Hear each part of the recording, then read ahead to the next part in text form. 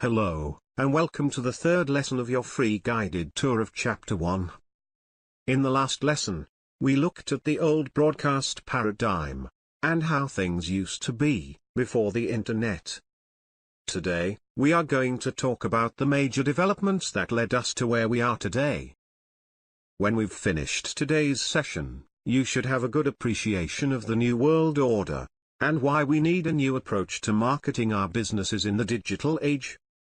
There are essentially three reasons why 21st century marketing matters, and these are the result of 1. Changes in the environment brought about by the rapid rise of the Internet. 2. Changes in technology, which allow us to take advantage of everything the Internet has to offer. 3. The resulting changes in consumer behavior, as they integrated these new technologies into their daily lives. All this has made the world a very exciting and, some would say, much smaller place, as barriers are broken down, and we embrace the global society we now live in.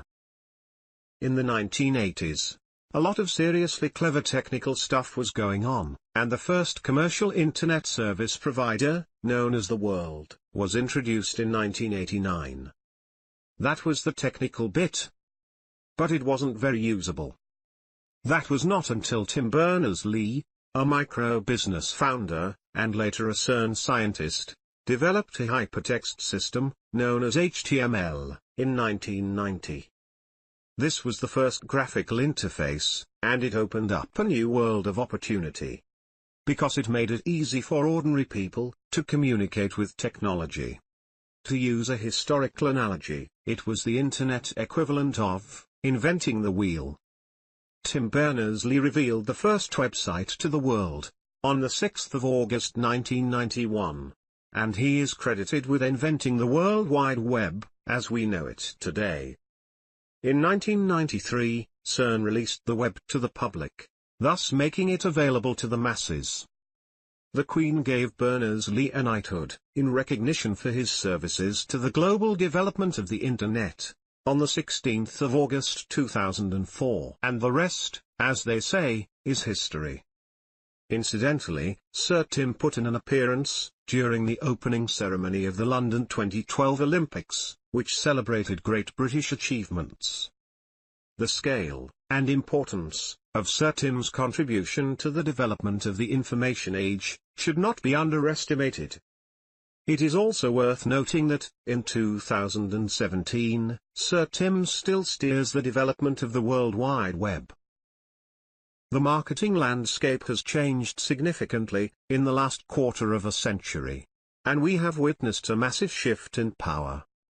We are now in an era, where the power has been taken away, from the marketer, and is well and truly, in the hands of the consumer. Figure 1.3, on page 12, of Chapter 1, identifies some of the key events that shaped the modern marketing landscape. We don't have time to discuss them all in detail today, but you can read about them on pages 12 to 17, of Chapter 1.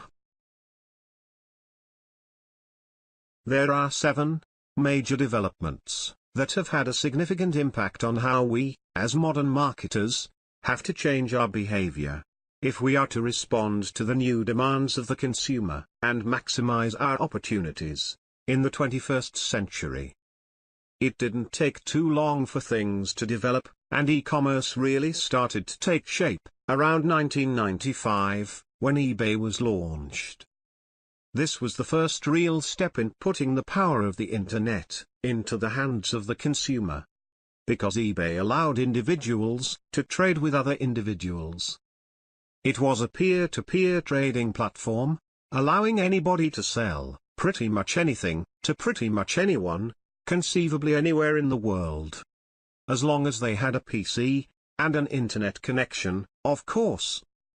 Lack of trust in the Internet was a big issue in the early days, and, around 1999, review sites were born. This gave disgruntled Internet-based consumers the opportunity to share their frustrations and poor experiences with other members of the Internet community by leaving reviews on independent review sites.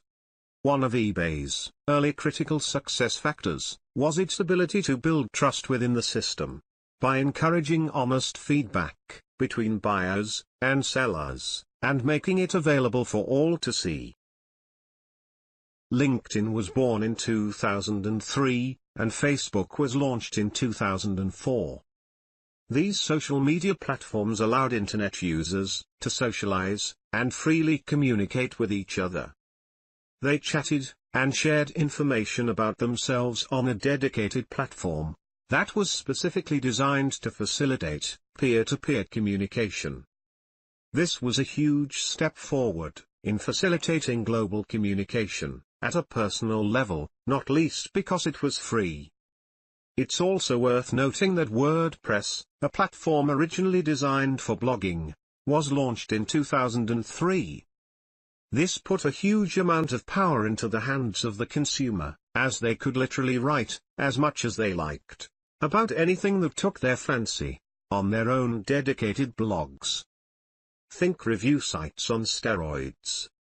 By 2010, Facebook had 500 million users worldwide, 1 billion users by 2012, and nearly 2 billion users by 2017. That's about a quarter of the population of planet Earth. This prolific rise in the use of social media by individuals really consolidated consumer power.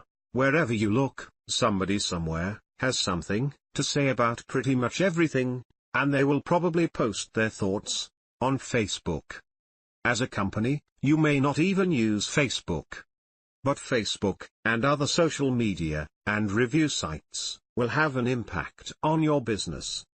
Someone, somewhere, will mention your product, or service, in the social sphere, and there's nothing you can do about it.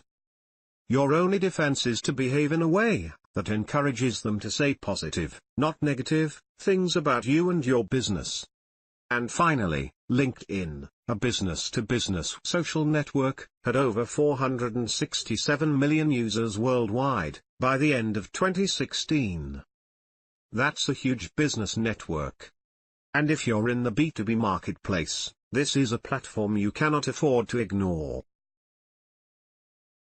We have covered a lot in this lesson, and I'm sure it has given you plenty to think about. I really do encourage you to read Chapter 1 as you go through this mini course, as it contains a lot of useful information. In the next lesson, we are going to talk a little more about the customer. Until then, goodbye for now, and enjoy your reading.